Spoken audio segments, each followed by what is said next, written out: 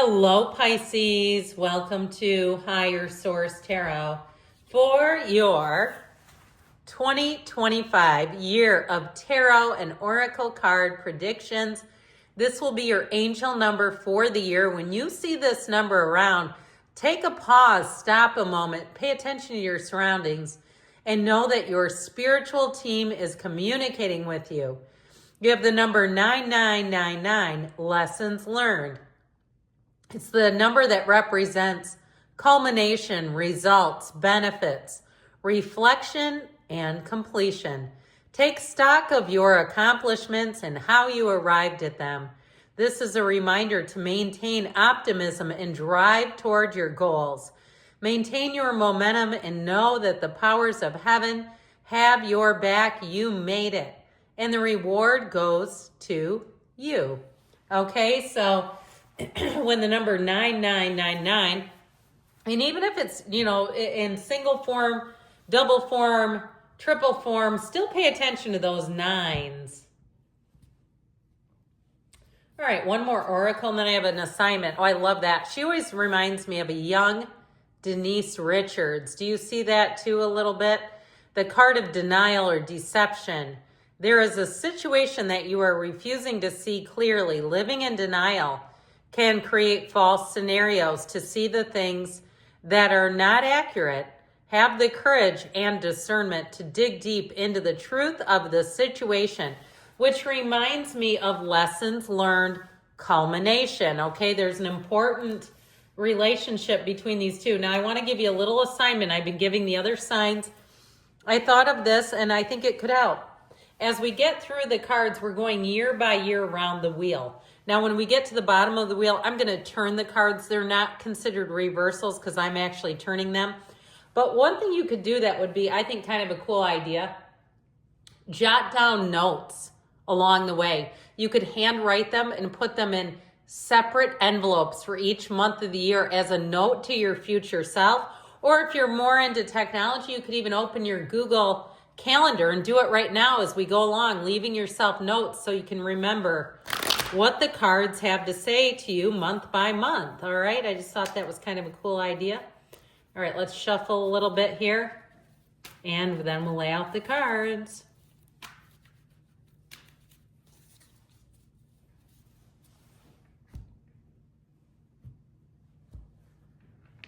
All right, we're going to use that as a clarifier, this one that just fell behind.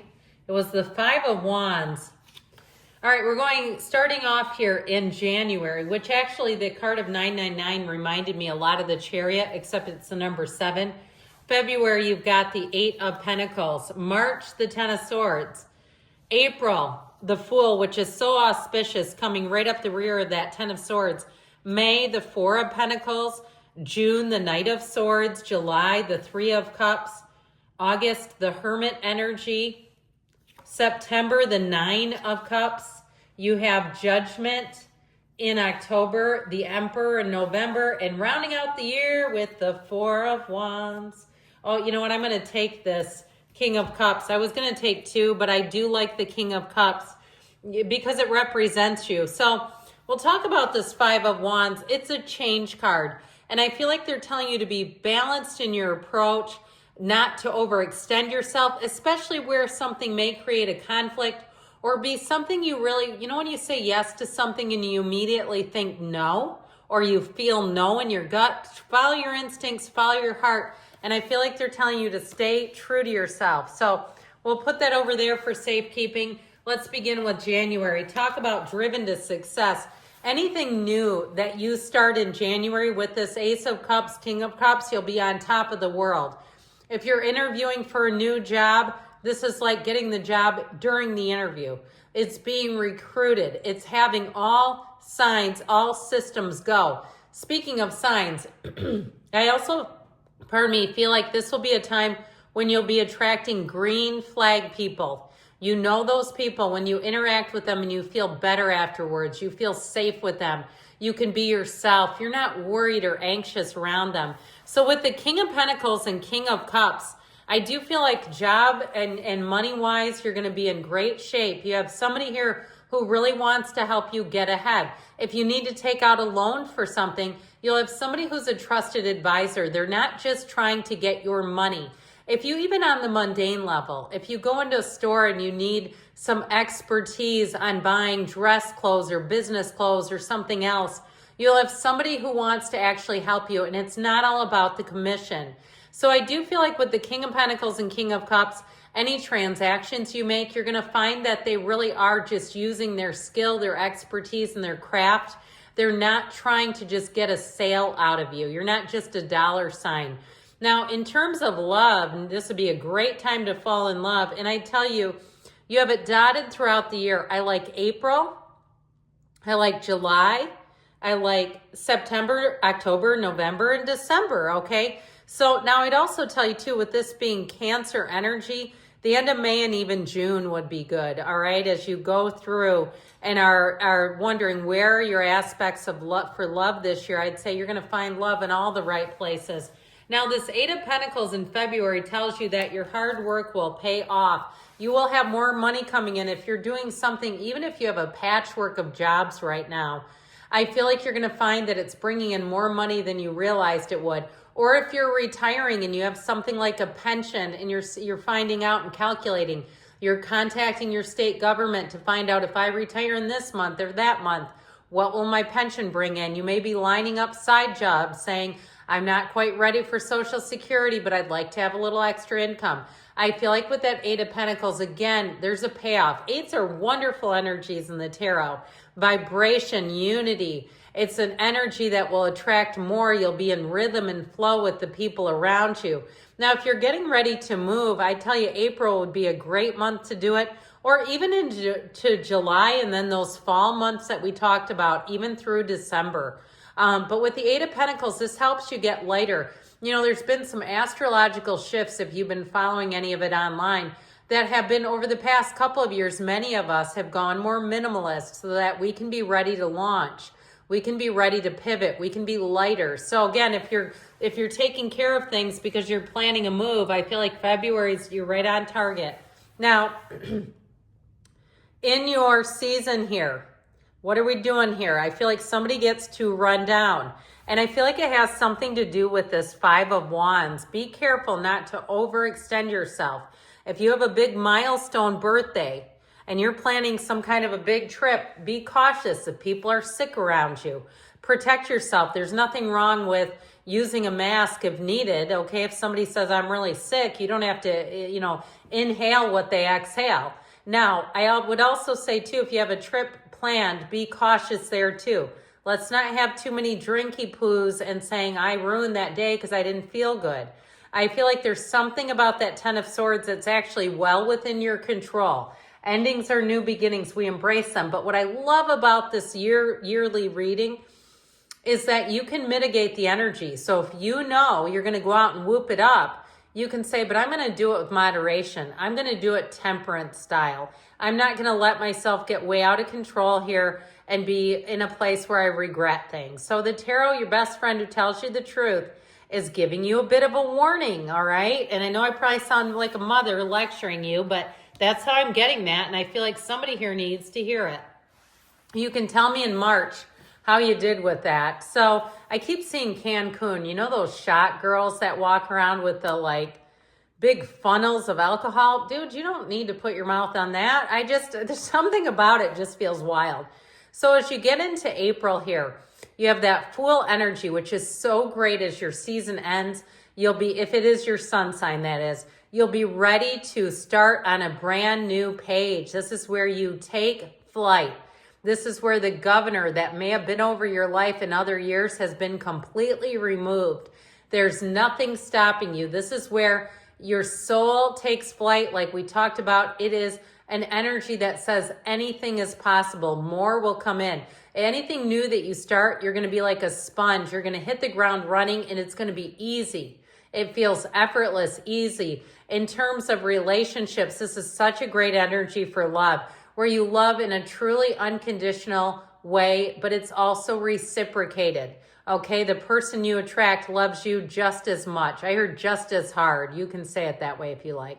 I don't usually think of love as being hard, but okay.